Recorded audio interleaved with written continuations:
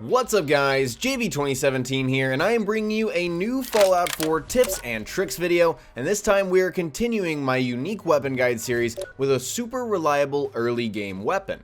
Just a quick reminder guys, this is your hub for daily Fallout 4 content here on YouTube, so make sure to subscribe if you haven't already, and stay tuned on my channel for daily Fallout 4 tips and tricks videos. Today I'm going to show you how to get the Righteous Authority, which is a fantastic laser weapon that pairs extremely well with a luck-based build. So if you've been watching enough of my videos, you know I'm a big fan of luck, and this weapon just amplifies your potential with the critical hits and all of that with the luck perks. Fortunately, you can find this weapon within the first hour or two of the game, so if you're just getting into Fallout 4 over the holiday, or you're starting a new character with luck or agility based, perks and stats, then this is exactly what you should be going for, and it's very easy to get. Just looking at the Pip-Boy here, this weapon's actually obtained by doing the quest called Call to Arms, and the way you get that is by going to the Cambridge police station, which is pretty much right between Lexington and Diamond City. It's something that you should encounter pretty early. You're going to go to Lexington very early. You got to go to Diamond City for the main quest, so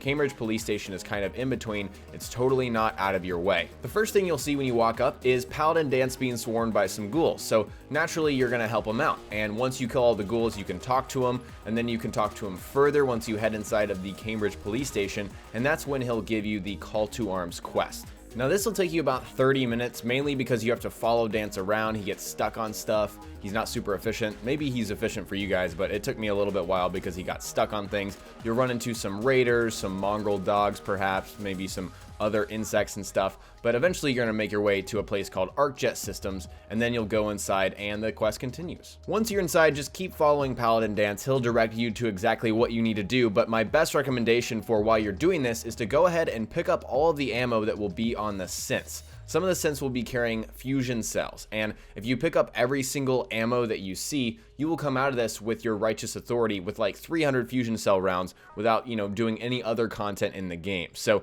even if you're not planning to use this weapon a bunch, all that ammo will sell for plenty of caps and you might use it later. Once you have completed your mission, you're going to follow Paladin Dance outside and you're going to talk to him a little bit, and then he will finally give you your Righteous Authority. So the big thing with this weapon is that it's got an awesome modifier on it. It's just a plain old laser rifle, but really it's got the Lucky modifier on it, which has criticals doing double damage for you and your critical meter filling 15% faster, and that modifier is called Lucky. Lucky is so good. You're gonna find it on other weapons if you're lucky. I'm not trying to make a pun there, but if you're lucky, you're gonna find the Lucky modifier dropping from legendary enemies. Personally, I've never been fortunate enough to see this weapon drop off of a legendary enemy just out in the world, but that's kind of the deal with unique weapons. You're gonna find these weapons with these modifiers. They're guaranteed, and that's why it's good to go out and get them. So with the Righteous Authority, you're going to start at around, I believe it's around 30 damage. I've got 2 ranks of Rifleman, so that's why my Righteous Authority started out with 40 damage.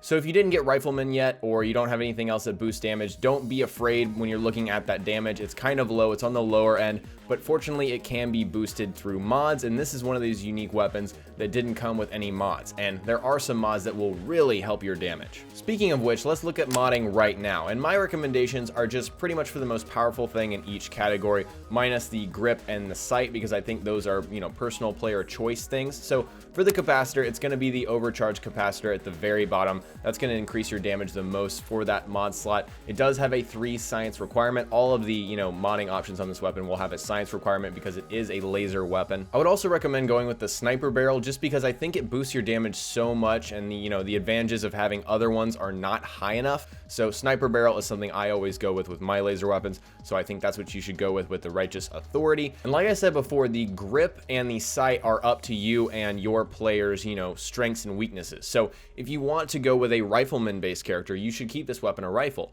However, if you're going gunslinger and you want kind of maybe like a Han Solo with a blaster pistol kind of thing, you can easily switch that grip to a pistol grip and you'll get the advantage of gunslinger by doing that on this weapon, which is really cool. I'm a real big fan of versatile weapons. So sight choice is really up to you. I didn't put any sight on this weapon because I like having kind of a lightweight weapon with my laser weapons. And then finally, the fine-tuned beam focuser for your muzzle. I just think this is the best option because you'll get more range, more accuracy, and better recoil. The Righteous Authority is just a very, very solid weapon. Like I said, you can get it so early in the game, and I think for some of you guys getting the game over Christmas or the holiday using your gift cards, and you're just new to this game, maybe you're watching this video way in the future and you just got Fallout, this is a great early game weapon. You can get it so early, and unfortunately in the gameplay I'm using it on some pretty tough enemies. If you use this against enemies that are your same level, you are going to destroy them. It's just that good. And I think there should be a certain playstyle, something you should at least keep in the back of your mind while you're using this weapon. It's to prioritize VATS, and it's not that you can only just use VATS with this weapon,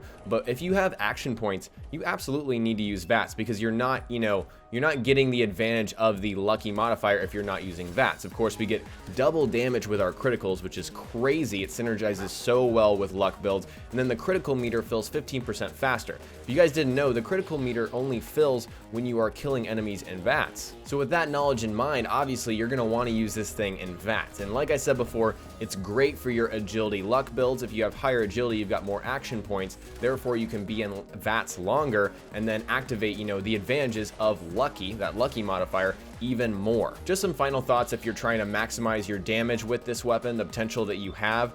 Try to prioritize on science and either rifleman or gunslinger and all of those luck perks. And again, like I said, I love the versatility, the fact that you can make this a pistol or a rifle. It's great. So just keep those things in mind when you're getting this weapon and using it into the future, because you should be using it for a while. The lucky modifier is probably one of the best modifiers in the game. I'm not saying it's the best, but I think it's one of the best, especially for luck. So I'd like to know, after watching this video, are you going to go out and get the Righteous Authority? Like I said, if you've been playing this game for a month and a half now, you know what this weapon is, you know how powerful it is. I want to know, some of you newer guys, or maybe you're starting a new build, are you going to go get this weapon? Does it look good enough for you? And how would you rate this weapon against other unique weapons? I think it's one of the best you can get early in the game, hands down. And also suggest a new weapon for me to cover in a future unique weapon guide coming soon. Share all of that below. Alright guys, today I showed you how to get the Righteous Authority in Fallout 4, and next time we'll cover more Fallout on my channel, so stay tuned for daily Fallout 4 tips and tricks videos, and remember that this is your hub for Fallout 4 content on YouTube.